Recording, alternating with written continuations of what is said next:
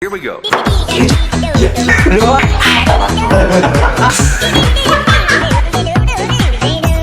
Ya lur, ini adalah Vivo Y20 SG ya, dimana ini adalah dari 3 seri yang sama, yaitu di Vivo Y12 dan juga Vivo Y20s dari seri sebelumnya ya.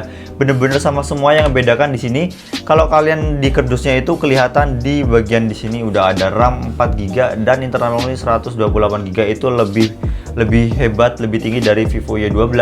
Cuman ya kalau buat performanya ini lebih di atas dikit dari Vivo Y20s dari seri sebelumnya. Itu bedanya. Kalau buat dari semua kesamaan fitur dan juga bahan material bodinya juga, itu semuanya sama dari ketiga tipe itu lur. Jadi kita nggak bakal bahas mendetail di sini. Bagi kalian yang kepo soal itu semua tadi ya, kalian bisa cek di video sebelumnya, bakal kita kasih di atas nanti tentang Vivo Y20s ya lur ya. Kalian lihat aja sendiri. Dan kalau buat kelengkapan dari kardusnya, biasalah kalian dapat fast charging 18 watt, dimana itu masih USB Type biasa, dan juga kalian dapat jelly case, dapat buku panduan, dan dapat apa namanya ini, anti gores ya, anti gores kan namanya ya, anti gores dari yang udah dibawaan dari HP-nya ini, udah nempel langsung lur. Jadi kalau kalian kepo, kita langsung bahas aja tentang performance dan juga tentang foto video dari HP yang ciamik baru ini, dari ya prosesor pertama seri G di HP Vivo ya, MediaTek G80. Yus, langsung cekidot aja deh.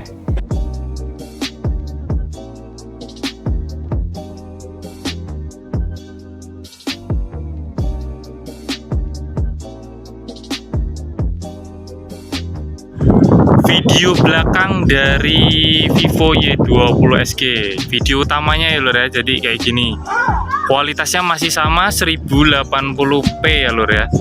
Nah kayak gini lur, kota Semarang kalau lur. Nah, dan ini bisa di zoom sampai 4 kali lur. Jadi penampakannya kayak gini lur. Rekaman video depan dari Vivo Y20 SG lur, jadi kayak gini contohnya. Nah, dan ditenagai oleh MediaTek seri G pertama di Vivo G80. Jadi kualitasnya kayak gini, resolusinya itu di 1080p mentok segitu lur. Nah jadi kayak gini, yo apik lur, jos Vivo. Nah kan wes ketok kabeh lho, jernih ya toh. Nah, Vivo Y20 SG. Jadi ini kita ada di pertengahan game melawan AI di Mobile Legends. Bentar dulu alay-alay. Ini kita melawan AI ya. Jadi mau ngasih tahu kehebatan dari MediaTek G80 ya, seri G pertama di HP Vivo Y20 SG ya. Kita bakal melawan Eudora. Jadi di sini kalau kalian mau settingannya tapur lah Eudora. Settingannya semuanya rata kanan semua ya, high semuanya rata kanan pokoknya. Tapur aja masih bisa menang loh. Keren aku temong. Ada frame drop tadi mas? Masa sih? Nggak ada kayaknya. Mata kamu. Serius? Masa mana ada frame drop? Sekilas doang. Coba kita bakal tes frame dropnya, kita cari di mana. Nggak mungkin ada frame drop. Kalian lihat HD-nya HD banget ini. Semoga kalian kelihatan ya, karena ini kehalangan tangan saya. Kalau kayak gini kan agak kelihatan. Kalau kayak gini fokusnya malah di tangan saya lur. Berarti masih worth it ya mas? Worth it banget kalau buat Mobile Legends. Kalau HP kalian cuma Mobile Legends sih kayak menurut saya turah-turah ya kalau pakai HP ini. Serius, nggak bohong aku. HP ini bagus kok buat Mobile Legends, aman, nggak terkendali. Kalau panas sih saya dari tadi udah dipakai juga, habis dicas ini ya lur ya. Ya nggak panas banget sih, anget lah ya, anget lebih tepatnya. Jadi di sini tuh kalian lihat sendiri performa dari HP Vivo Y20 SG ya. Yang nggak tahu G-nya kayaknya menurut saya bukan gaming ya. Tadi saya udah coba sih sebelumnya tag ini. Tak coba di gyroscope-nya itu bener-bener delay. Nggak tahu ini emang MediaTek itu nggak pernah disupport di PUBG ya.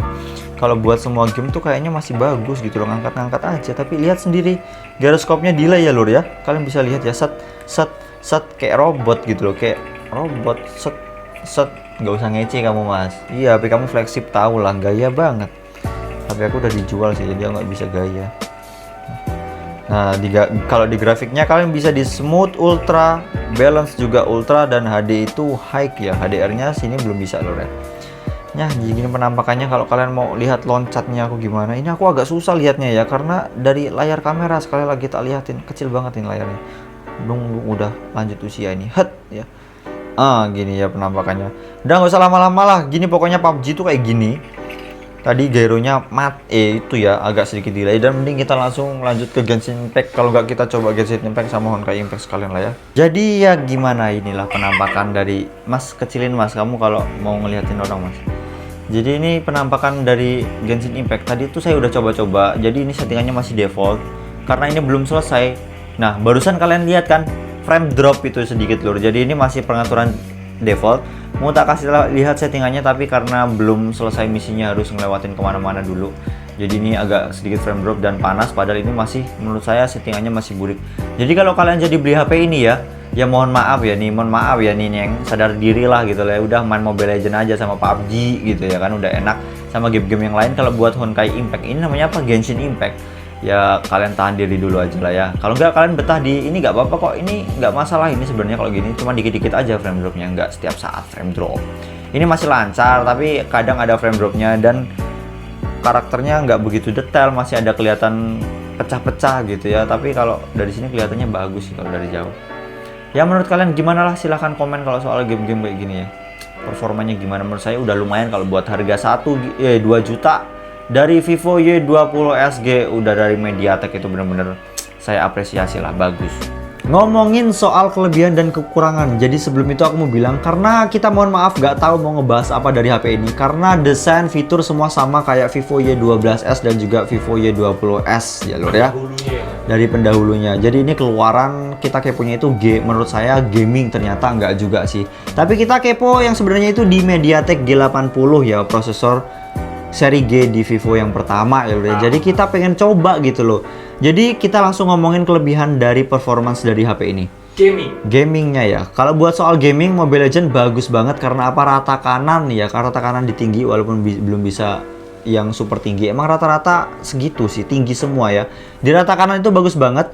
Tapi kalau kalian tahu sendirilah dari versi MediaTek yang nggak flagship itu, rata-rata di PUBG itu, di game PUBG yang selama kita review itu emang nggak support, dan ya terutama di gyronya ya. Gyronya itu delay lur, jadi kayak kelihatan nggak, kurang nyaman gitu loh.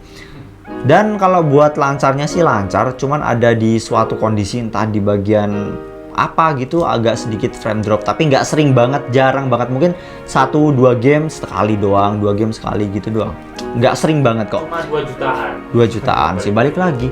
Kalau buat Honkai Impact itu bagus ya, bagus aja sih, nggak bagus banget, dan itu menguras baterai dan performance banget ya lor ya, bikin cepat panas. Jadi saya sarankan kalian pakai jelly case-nya atau hard case, lebih bagus ya. Jadi tangan kalian nggak mudah keringetan dan tetap nggak panas, nggak terhantar radiasinya gitu lor.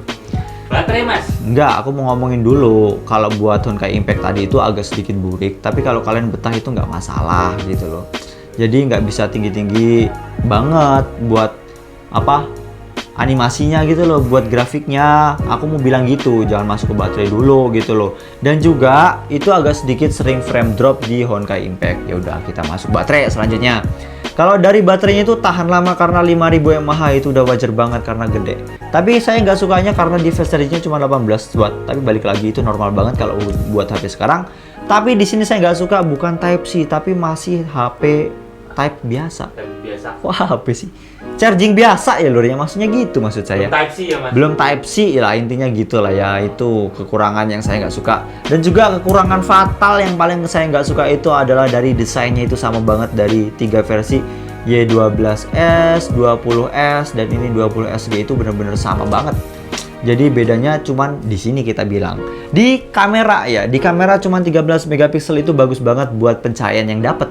Itu bagus banget dan jernih, warnanya dapat, dan juga detailnya itu dapat banget buat pencahayaan yang bagus. Tapi di sini belum ada mode night mode-nya. Jadi kalau kalian night mode, dia kayak image processing itu membuat kayak sedikit memaksakan, jadi kelihatan agak pecah tapi masih kelihatan cerah gitu loh. Di situ bedanya.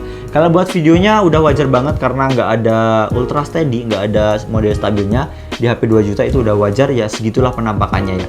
Tapi belum full SD dan HD, yaitu masih sedikit agak kurang mudeng, masuk kekurangan apa kelebihan. Menurut saya sih ya udah cukup segini gitu loh. Worth it nggak mas? Worth it kalau kalian dari Vivo Y12, worth it. Kalau dari Vivo Y20 menurut saya nggak usah dulu lah, mending nabung buat yang versi selanjutnya. Y51 gitu. Kalau Y51 ya cocok, Y51 sih bagus. Saya rekomendasiin itu. Tapi saya rekomendasiin juga HP ini gitu loh. Ya udah mungkin segitu aja ya kekurangan dan kelebihan dari saya. Kalau ada kesalahan dalam informasi penyampaiannya itu saya mohon maaf karena kita juga bingung ya. Kalian bisalah ngeklaim ngejudge kita di komen lah, silahkan. Aku juga kangen sama Mas Tio, nggak tahu kemana Mas Tio sekarang. Ya pokoknya kalau kalian suka silahkan like dan di subscribe ya lor. Jangan lupa kalau kalian nggak suka juga boleh di unsubscribe. Jangan di unsubscribe sih, boleh di unlike aja lah ya. Kalau kita udah banyak fansnya kalian boleh unsubscribe lah ya, tapi jangan banyak-banyak unsubscribe, kasihan kita nanti susah buat bikin konten ya. Mungkin sekian aja dan tetap pantengin terus di Opini Gadget. Randedit. Tetap tunggu gadget.